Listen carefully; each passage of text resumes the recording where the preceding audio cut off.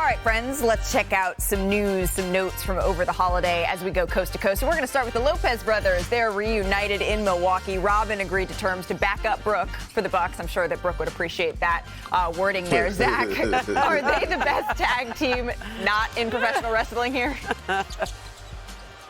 They'd be pretty darn good. I mean, you could see them getting introduced with a combined weight of, and out come the Lopez twins. Yeah, I mean, it's great theater, and the Bucks had a really nice offseason so far. I'm just worried they'd come out like fighting each other as opposed to focusing on their opponent. All right, staying in Milwaukee here, the Bucks, they agreed to terms with Malik Beasley after Los Angeles declined his $16.5 million team option last week. Ramona, do you see Malik Beasley being able to help this team return to the finals? That is a bargain. I mean, he had some good games with the Lakers before he sort of fell out of the rotation during the playoffs, but I think them getting him for that price is an incredible value for Milwaukee. Well, this is something that made you say kind of, Bol officially a free agent after the Magic waived him on Tuesday rather than guaranteeing his $2.2 million salary for next season. He averaged a career-high 9 points, 6 boards last year. Perk, do you think he can help a team out here? He can, but he have to learn that he's a big man first with guard skills. Otherwise, he's going to continue to bounce around the league. Well, then we have Fred VanVleet. Last week, he agreed to terms on the largest contract of any player to switch teams this offseason, $130 million over 3 years with Houston. But take a look at Fred. He's already getting the work in with some of his new teammates. Arms. 5, 6. Get up. 7. That new rocket, man. Day 1 in the books. Day 1. Good day. Monday is every day. Ramona, you want to go do that after the show? You know, I did that once with Lonzo Ball when LeVar was training him and stuff. You ran? I ran up the hill in Gino. Gosh. Here's a look at some of the players still out there, including restricted free agents. You got P.J. Washington, Grant Williams, Ayo Dosunmu, unrestricted free agents, Christian Wood, Kelly Oubre. Back here with Ramona, the sprinter, Zach Lowe, Big Perk. So there's some very interesting players, right, who could definitely make an impact on some teams here. I'm going to start with you here, Perk. Which free agent are you keeping an eye on most?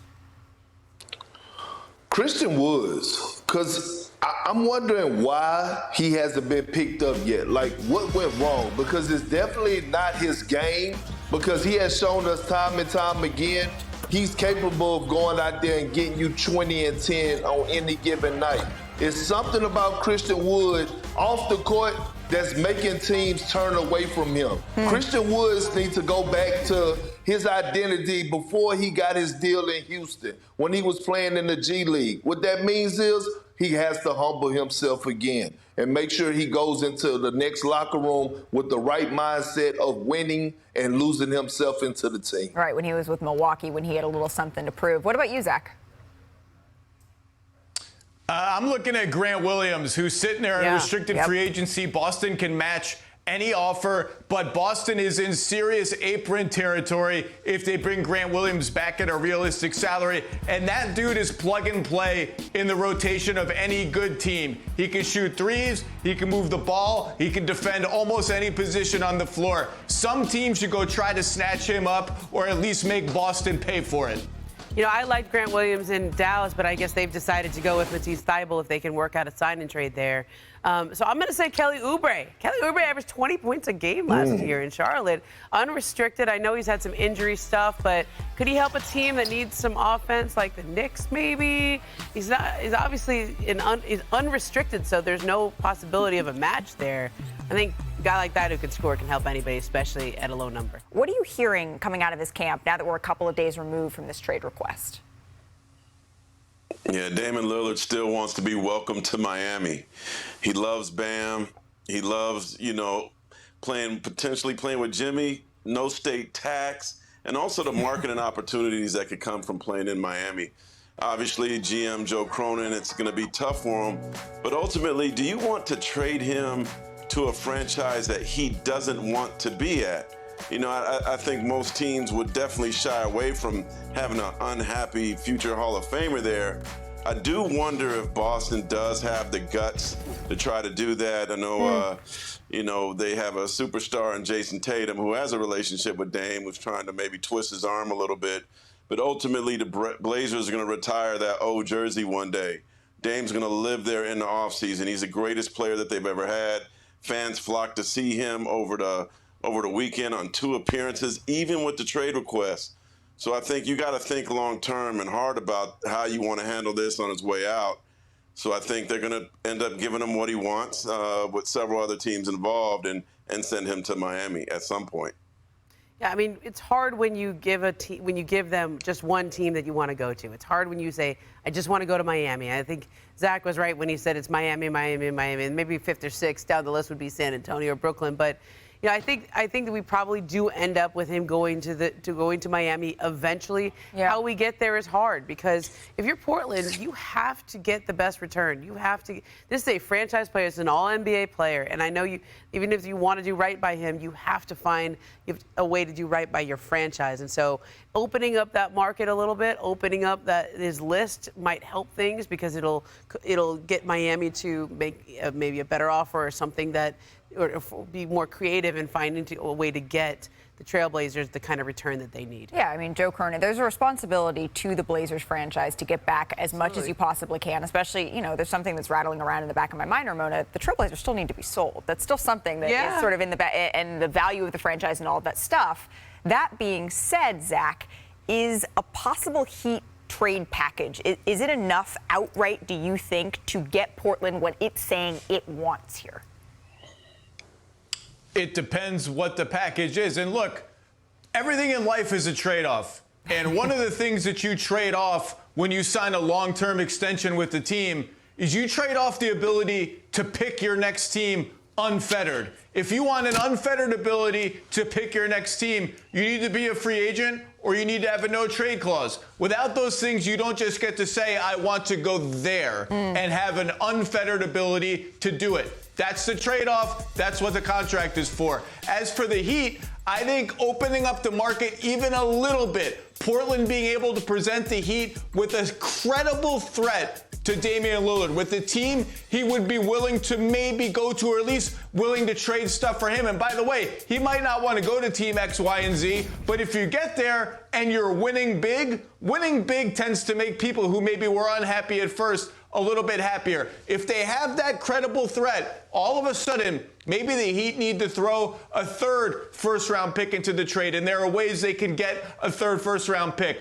Maybe they need to wait until Jaime Jaquez is available to be traded in a month. Maybe they need to put Nikola Jovic into the trade. Maybe they need to work harder to find a team to spin Tyler Hero to and get another couple of first-round picks. And then all of a sudden, you've done the best you can to give the Blazers something that is at least palatable and gets Damian Lillard to the place that he wants to be. But it's not that easy and it's not that simple, and it might not happen on a timetable that everyone wishes it would happen on. What is it that Monty Williams always says? Everything that you want is on the other side of hard. It kind of feels like that's sort of a situation that we're in once again. And Damian Lillard is a pro's pro. I think all of us who have covered him can appreciate that part. You talked about, Mark, his appearances, even though that he's been requesting this trade, still making them in Portland. But Perk, if you're Dame, and this continues to drag on here, maybe even into the late summer, and we don't know that that's going to happen, how do you handle that? No. Well, it can't. It can't. And look, Jason Tatum,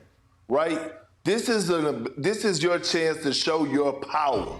Like, forget being popular. Show how powerful you are. Jason Tatum, a phone call might not do it. FaceTime might not do it.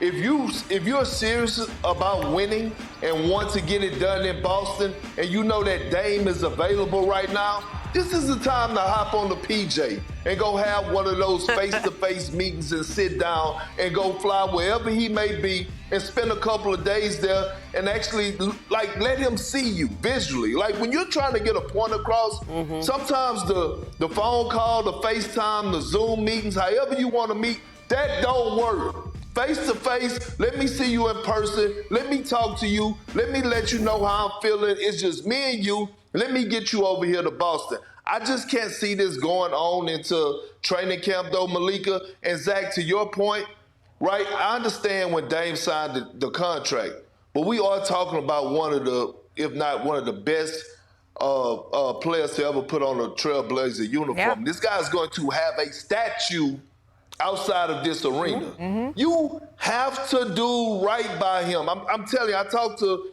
a few GMs, and I just wanted to get clarification about what I was saying, and they were saying, no, Portland has to do right by Dame, and you don't want to end this relationship on no bad energy, with no animosity. Yeah. So Portland really, although, they can do what's best for Portland, they also need to be doing what's best for Dame. Right. It's not even necessarily because you see free agents flooding to Portland and, how will they treat superstars? But Damian Lillard has earned that from the Portland organization, particularly because this is as amicable a trade request as many of us have seen by a superstar recently. All right, I do want to get to a little bit of news here out of the Eastern Conference. Milwaukee Bucks superstar Giannis Antetokounmpo, he recently underwent a cleanup procedure in his left knee, leaving his status uncertain for the FIBA World Cup next month. That's what sources confirmed to ESPN on Wednesday. So we're going to be keeping close tabs on the two-time MVP throughout the offseason.